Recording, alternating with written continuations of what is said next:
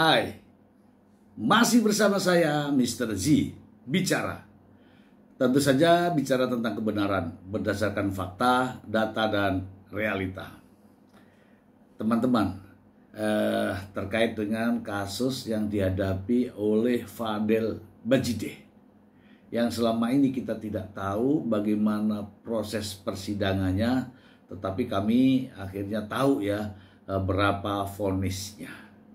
Gitu ya.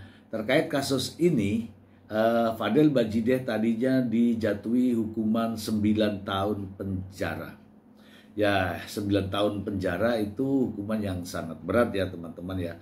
Terkait dengan kasus perlindungan terhadap anak di bawah umur gitu kan. Nah, Fadel Bajideh itu banding teman-teman. Banding ya, harapannya hukuman yang berat ini bisa turun gitu ya, bisa turun karena fakta-fakta persidangan katanya ya Fadel Bajideh itu ya orang yang kesekian gitu kan. Tetapi ternyata saat banding alih-alih turun teman-teman, majelis hakim banding justru memberatkan, yaitu naik menjadi 9 tahun penjara. Wah. Supaya tidak menjadi fitnah teman-teman, saya akan bacakan informasinya untuk Anda. Masih ya dari CNN ya. Banding ditolak, vonis Fadel Bajideh diperberat jadi 12 tahun penjara. Kita bacakan saja untuk Anda. Jakarta, CNN Indonesia, Pengadilan Tinggi DKI Jakarta memperberat vonis Fadel Bajideh dalam pidana persetubuhan dan aborsi terhadap anak di bawah umur. Majelis hakim jadi menjatuhkan hukuman 12 tahun penjara dan denda 1 miliar. Putusan itu disampaikan setelah Fadel Bajideh dan jaksa penuntut umum sama-sama mengajukan banding atas vonis Hakim Pengadilan Negeri Jakarta Selatan.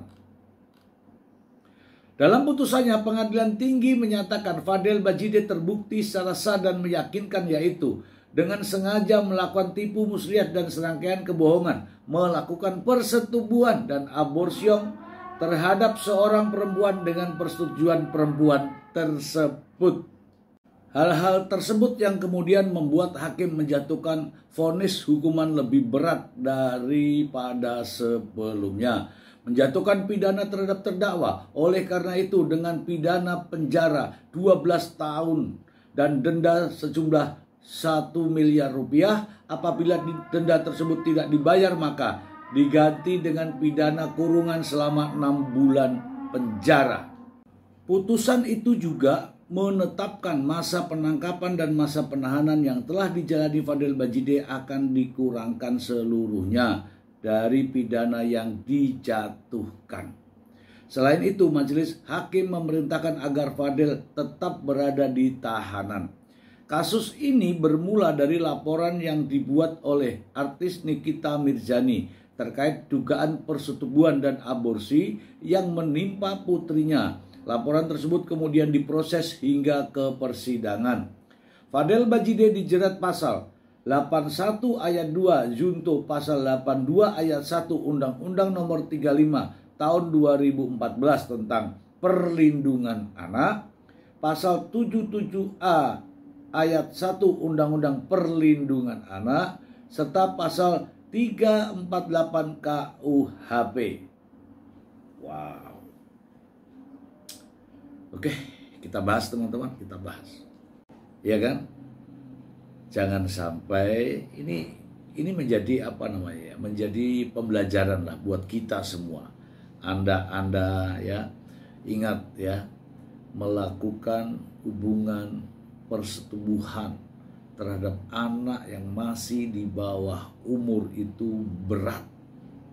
Dan contohnya ini tadi, ya, siapapun Anda, ya, hubungan apa dengan pasangan itu, tetapi ketika usianya masih di bawah umur, ancaman hukumannya sangat berat.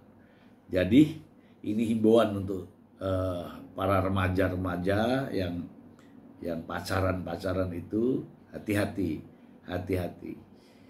Anak di bawah umur ya tidak boleh diperlakukan semena-mena karena undang-undang akan melindungi itu. Dan ingat, anak di bawah umur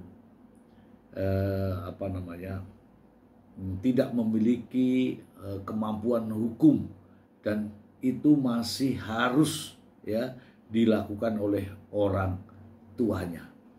Meskipun anak ini cinta, meskipun anak ini sayang, meskipun dilakukan mau sama mau, suka sama suka, kalau orang tuanya melaporkan, ketika anak yang masih di bawah umur ini diperlakukan seperti itu, maka itulah yang terjadi.